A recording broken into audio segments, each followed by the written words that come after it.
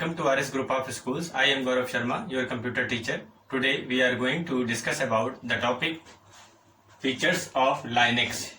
आज हम आपको Linux ऑपरेटिंग सिस्टम के फीचर्स के बारे में बताएंगे, जिसमें जैसे कि हमने लास्ट वीडियो में आपको Linux ऑपरेटिंग सिस्टम की हिस्ट्री बताई थी कि Linux ऑपरेटिंग सिस्टम को किसने बनाया और कब बनाया और उसके क्या क्या इम्पोर्टेंट उसके पॉइंट्स थे जो हमने डिस्कस किए थे वहां पर। आज हम उसके फीचर्स के बारे में डिस्कस करेंगे कि हमारा लाइनक्स ऑपरेटिंग सिस्टम इतना ज्यादा पॉपुलर क्यों है और उसकी क्या क्या विशेषताएं हैं, उसके बारे में आज हम डिस्कस करेंगे। तो यहाँ पर पॉइंट वाइज फीचर्स लिखे हुए हैं, इनको हम यहाँ पर इलेबोरेट करेंगे। जैसे कि सबसे पहले यहाँ पर लिखा हुआ है लाइनक्स ऑपरेटिंग सिस्टम की सबसे मेन जो विशेषता है वो है मल्टी यूजर ऑपरेटिंग सिस्टम।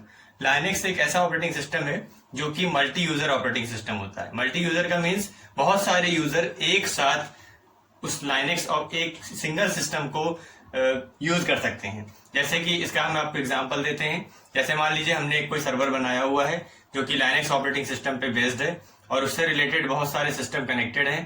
तो जब उस सर्वर को बहुत सारे यूजर अलग अलग डिफरेंट लोकेशन से एक साथ यूज करते हैं, एक्सेस करते हैं और वो उनको रिस्पॉन्स भी करता है, तो यहाँ पर ये मल्टी यूजर ऑपरेटिंग सिस्टम को शो करता है। इसी तरीके से मल्टी प्रोग्रामिंग, बहुत सारी प्रोग्राम्स एक साथ वहां पर एग्जीक्यूट कराए जा सकते हैं। मल्टीटास्किंग भी इसी से रिलेटेड है। ठीक है, तो इस तरीके से हमारा लाइनक्स ऑपरेटिंग सिस्टम जो है वो बहुत सारे काम को, बहुत सारे वर्क्स को और बहुत सारे यूजर्स को सपोर्ट एक साथ कर सकता है। ठीक है, नेक्स्ट जैसे यहाँ पर देखिए, यहाँ पर एक टॉपिक लिखा हुआ है CLI एंड GUI। अब देखिए CLI और GUI का क्या मतलब है। CLI का मतलब होता है कमांड लाइन इंटरफेस और GUI का मीन्स होता है ग्राफिकल यूजर इंटरफेस। ठीक है, अब CLI और GUI से क्या यहाँ पर रिलेशन है कि जो हमारा लाइनक्स ऑपरेटिंग सिस्टम होता है वो कमांड बेस्ड वर्क भी करता है और ग्राफिक्स बेस्ड वर्क भी करता है। कैसा कमांड बेस्ड, जैसे कि हम अगर उसमें कोई वर्क कराना चाहते हैं तो जैसे आपने डॉस में अगर किसी ने देखा है तो डॉस ऑपरेटिंग सिस्टम जब एक्सेस करते हैं, यूज करते हैं, तो वहां पर सारी चीजों को कमांड्स दे करके हम लोग एग्जीक्यूट कराते हैं। मान लीजिए हमें किसी काम को कोई फाइल ओपन करनी है, कोई डायरेक्टरी ओपन करनी है, क्लोज करनी है, तो हम कमांड टाइप करते हैं, तो वो होता है कमांड बेस्ड। और अगर वही चीज हम माउस से क्लिक करके यूज करते हैं तो वो GUI बेस्ड ऑपरेटिंग सिस्टम कहलाता है। तो लाइनक्स ऑपरेटिंग सिस्टम एक ऐसा ऑपरेटिंग सिस्टम है जो दोनों टाइप के फंक्शंस को परफॉर्म करा सकता है, दोनों टाइप का इंटरफेस वो यूज करता है। इसके बाद में यहाँ पर लिखा हुआ है supports Unix and DOS. Means Unix और डॉस के बहुत सारे कमांड्स को, बहुत सारे जो उसके फंक्शंस फीचर्स हैं उनको लाइनक्स ऑपरेटिंग सिस्टम सपोर्ट करता है। ये भी इसका एक अच्छा फीचर है। इसके बाद में यहाँ लिखा है अपाचे वेब सर्वर। हमारे लाइनक्स ऑपरेटिंग सिस्टम का एक अपना पर्सनल वेब सर्वर होता है जो कि बहुत ही ज्यादा मोस्ट पॉपुलर और बहुत ही ज्यादा इंपॉर्टेंट है। इसकी हेल्प से बहुत सारे सिस्टम्स को आपस में कनेक्ट करके आपस में कम्युनिकेशन कराया जा सकता है। तो ये हमारा अपाचे वेब सर्वर जो कि लाइनक्स ऑपरेटिंग सिस्टम का होता है। फिर यहाँ पर एक लास्ट टॉपिक आपको दिख रहा है जो कि लाइनक्स ऑपरेटिंग सिस्टम का सबसे मोस्ट इम्पॉर्टेंट पार्ट है। मोस्ट इम्पॉर्टेंट पार्ट क्यों कहेंगे? क्योंकि इसमें लिखा हुआ है नो वायरस कैन अटैक। हमारे लाइनक्स ऑपरेटिंग सिस्टम पे वायरसेस अटैक नहीं कर पाते हैं, जिसकी वजह से ये बहुत ही ज्यादा इम्पॉर्टेंट और यूजफुल ऑपरेटिंग सिस्टम बन जाता है। क्यों नहीं कर पाते हैं, इसका स्ट्रक्चर हमने आपको लास्ट टाइम बताया था कि जो हमारा लाइनक्स ऑपरेटिंग सिस्टम होता है उसका कोर जो होता है वो कर्नल होता है।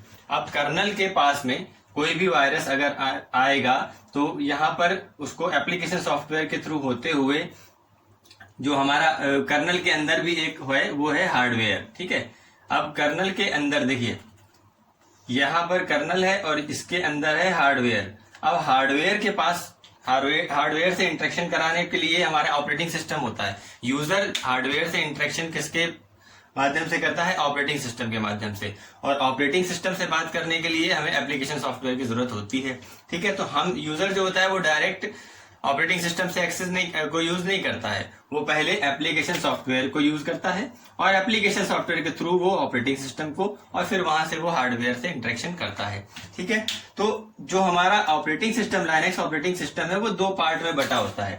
ये आपको इसके पहले इसके बारे में बताया गया था कि जो हमारा लाइनक्स ऑपरेटिंग सिस्टम है वो कर्नल और शेल इन दो पार्ट्स में बटा होता है। तो कर्नल जो होता है वो ऑपरेटिंग सिस्टम का कोर पार्ट होता है, शेल उसका आउटर पार्ट होता है। एक तरीके का शेल मतलब आवरण, जैसे कि आप जानते हैं।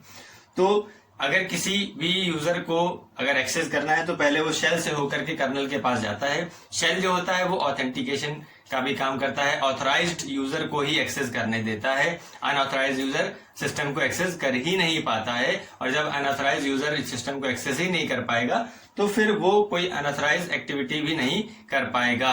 तो इसकी वजह से इसी तरीके से जब कोई वायरस आते हैं तो वो ऑथराइज्ड नहीं होते और हमारे ऑपरेटिंग सिस्टम को डिस्टर्ब नहीं कर पाते हैं। तो इस वजह से हम कह सकते हैं कि no virus can attack in Linux operating system. ये इसका एक बहुत ही ज्यादा बेस्ट फीचर होता है। तो इस तरीके से हमारे लाइनक्स ऑपरेटिंग सिस्टम के फीचर्स यहाँ पर बताए गए हैं जो कि आपने देखे हैं। इसके बाद हम लोग इनको अच्छे से पहले समझिए और इसकी हिस्ट्री और ये फीचर्स, इनको अगर आपने समझ लिया तो आधा पोर्शन आपका लाइनक्स का कंप्लीट हो जाता है। जो इसकी डिटेल है वो आपको नोट्स में भेजी गई है, उनको अच्छी तरीके से पढ़िए और समझिए। और नेक्स्ट वीडियो में हम लोग नेक्स्ट टॉपिक की बात करेंगे। तब तक के लिए keep studying and be happy always. Thank you.